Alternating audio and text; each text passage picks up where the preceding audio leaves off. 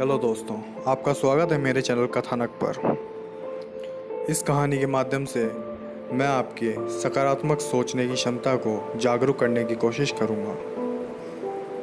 कृपया इस कहानी को ध्यान से सुनें।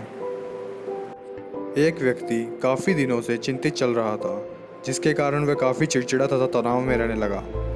वह इस बात से परेशान था कि घर में सारे खर्च उसे उठाने पड़ते हैं। पूरे परिवार की जिम्मेदारी उसी के ऊपर है। किसी न किसी रिश्तेदार का उसके यहाँ आना जाना लगा रहता था। इन्हीं बातों को सोचकर वह काफ़ी परेशान रहता था तथा बच्चों को भी अक्सर डांट देता था तथा अपनी पत्नी से भी ज़्यादातर उसका किसी न किसी बात पर झगड़ा चलता रहता था। एक दिन उसका बेटा उसके पास आया और बोला, पिताजी मेरे स्कूल का होमवर्क करा दीजिए। वह व्यक्ति पहले से ही तनाव में था, तो उसने अपने बेटे को डांट के भगा दिया। लेकिन जब थोड़ी देर बाद उसका गुस्सा शांत हुआ तो वह अपने बेटे के पास गया। उसने देखा कि उसका बेटा सोया हुआ है और उसके होमवर्क की कॉपी है। उसने कॉपी लेकर दे जैसे ही वह उस कॉपी को नीचे रखने वाला था, उसकी नज़र उस होमवर्क के टाइटल पर पड़ी। टाइटल था, वह चीज़ें जो हमें शुरू में अच्छी नहीं लगती लेकिन बाद में वह अच्छी ही होती है। इस टाइटल पे बच्चे को एक पैराग्राफ लिखना था, जो उसने लिख लिया था।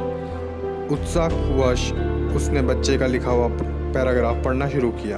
बच्चे ने लिखा था, मैं अपने फाइनल एग्ज़ाम को बहुत धन्यवाद देता हूँ, क्योंकि शुरू में तो बिल्कुल अच्छे नहीं लगते, लेकिन इनके बाद स्कूल की छुट्टियाँ पड़ जाती है।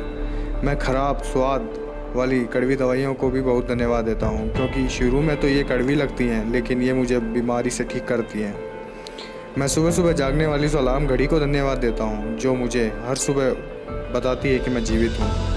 मैं ईश्वर को भी बहुत धन्यवाद देता हूँ, जिसने मुझे इतने अच्छे पिता दिए, क्योंकि उनकी डांट मुझे शुरू में तो बहुत बुरी लगती है, लेकिन वो मेरे लिए खिलौने लेके आते हैं, मुझे घुमाने ले जाते हैं और मुझे अच्छी चीज़ें खिलाते हैं। और मुझे इस बात की खुशी है कि मेरे पास पिता हैं, क्योंकि मेरे दोस्त सोहन के तो पिता ही नहीं हैं।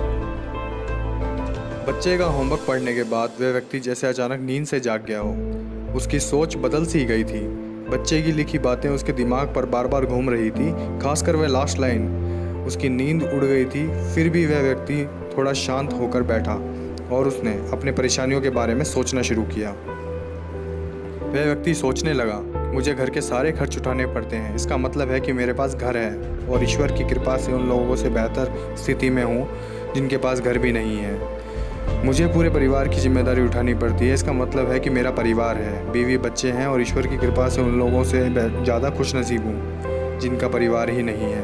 वो दुनिया में बिल्कुल अकेले हैं। मेरे यहाँ कोई ना कोई मित्र या रिश्तेदार आता जाता रहता है, इसका मतलब ये है कि मेरी एक सामाजिक हैसियत है और मेरे पास मेरे दुख के साथ देने वाले लोग भी हैं। मेरे भगवान, तेरा बहुत बहुत शुक्रिया, मुझे माफ़ करना, मैं तेरी कृपा को पहचान नहीं पाया। इसके बाद उस व्यक्ति की सोच एकदम से बदल गई। उसकी सारी परेशानी, सारी चिंताएं एकदम से जैसे ख़त्म हो गई। वह एकदम से बदल सा गया था।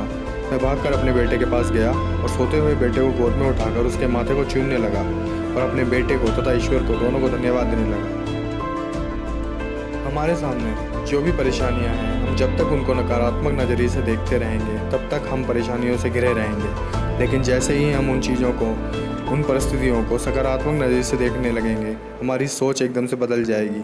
हमारी सारी चिंताएं, सारी परेशानी, सारे तनाव एकदम से ख़त्म हो जाएंगे और हमें मुश्किलों से निकलने के नए नए रास्ते दिखाई देंगे।